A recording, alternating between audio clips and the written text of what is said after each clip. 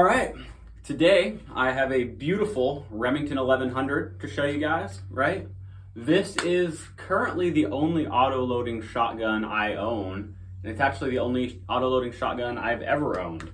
It's one of two shotguns that I've had over the course of my life. I own an 870, that was my first shotgun. I used that for hunting. And then this I bought at a gun store in Alaska called Northern Security. I think I paid $500 for it originally. It's a mid-80s. It was one of the nicer ones. You can see it's got this nice engraving on either side. As far as a tactical weapon goes, I've actually never done anything very tactical with this shotgun. When I lived in Alaska, it sat loaded, right? You get 7 in the tube, 1 in the chamber, auto-loading shotgun. You can prop this up in a corner, and if somebody breaks in, like you're rolling. People don't survive. When you shoot somebody 8 times with double-aught buck, they don't like stand back up, which is cool, right?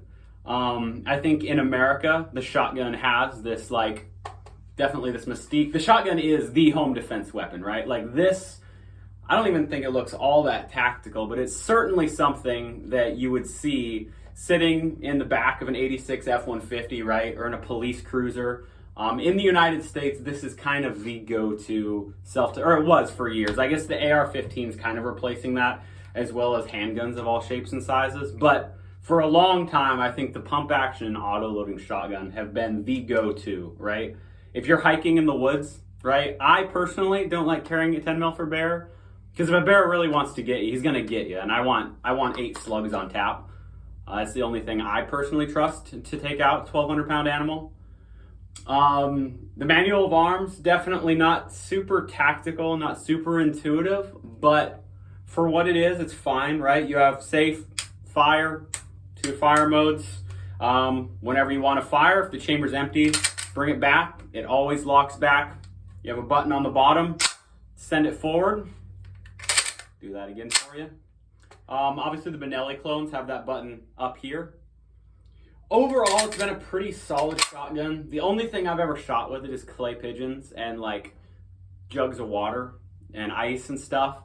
This has been something that I've always kind of taken to the range just because it's so cheap. I mean, for $500 you're getting like a good American-made autoloader, and then you're paying like 20 cents a shell. So fun per dollar with your friends. Like this, it's hard to beat an auto-loading or a pump-action shotgun. For like $300, you could get a used Turkish shotgun and then go to Walmart and get like 100 rounds of ammo for like 20 or 30 bucks, just birdshot, like number 8 birdshot.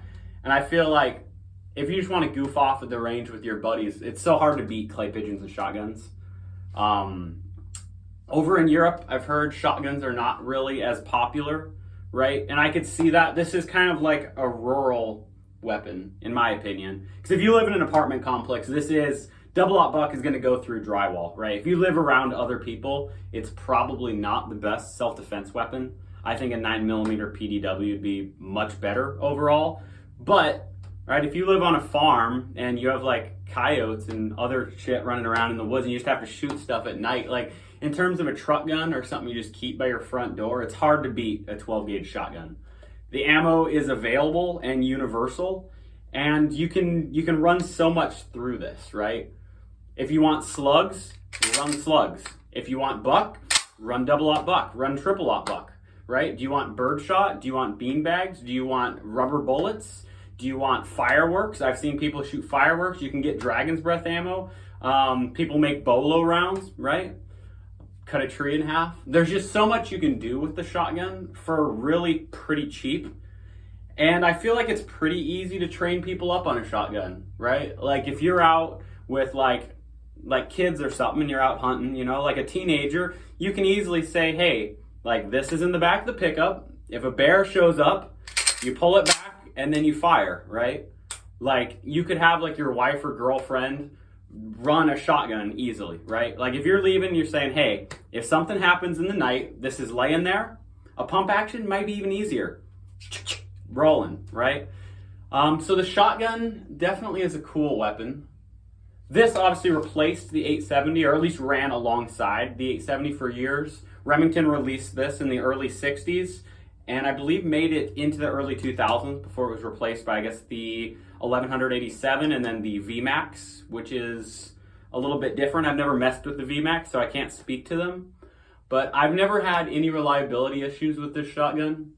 I obviously clean it thoroughly every time I shoot it, so I haven't really put it through its paces. I probably shot 500 or 600 shells, most of which being birdshot. And surprisingly for an autoloader, it actually runs really well with birdshot. And then I've probably put 2 or 3 boxes worth of heavier high base stuff, probably 2 boxes of slugs, and maybe 2 or 3 boxes of double out buck. I mean, it runs good. There's noticeably less recoil than an 870 or like a Mossberg 500. Overall, pretty solid shotgun, American made. This is the Magnum receiver, which is cool. So if you have a Magnum barrel, you can actually shoot the 3-inch and 3.5-inch shells. But with this current short barrel I have on here, it will not feed 3.5s. This just does 2 3/4-inch shells. But definitely a great home defense and hunting shotgun. I don't think I would probably do anything super tactical with it, just because you are limited, right? You have 8 rounds, and if your enemy has body armor, it kind of makes the shotgun not super useful. I know some guys run really short shotguns for doorways and whatnot, and back on J-Bear, we actually had a number of 870s. I was never issued one. We only really used them for like wildlife management. So we had a section of them in the armory, and someone would come in, the wildlife guy, he's got his hat and his vest, and they'd go scare bears off or moose. But in terms of anti-personnel, I've never seen a shotgun be really tactically used. I'm sure for law enforcement, the shotgun would be fantastic, right? If I was a county sheriff, I think a shotgun in the back of the patrol car is fantastic, right? But in terms of the modern military setting, I don't think it has so much of a place. But yeah, definitely a fun, I guess, gun, right? It's not rifled, so I can't call it a rifle. It's a gun. It's a shotgun. It's a smooth bore gun. And I think everybody should own one. This should be one of the first 3 guns you get as a gun collector, right? I mean, you need a 22, you need a 12 gauge, and then, go on from there, depending on what you want to do. But definitely top 2 or 3 things. Everyone should own a 12 gauge. They're cheap, they're available, they're reliable, and they're just so much fun to shoot. This was kind of a more informal video because I'm working on some bigger stuff, and I just wanted to put something out. So there'll be a better, longer video soon. This is just to tide you guys over. In the comments, if you like this kind of like informal sit-down kind of video, tell me. If you don't, also tell me, right? Because I don't know what people want to see on YouTube. But this was just kind of my thoughts on the 12 gauge shotgun.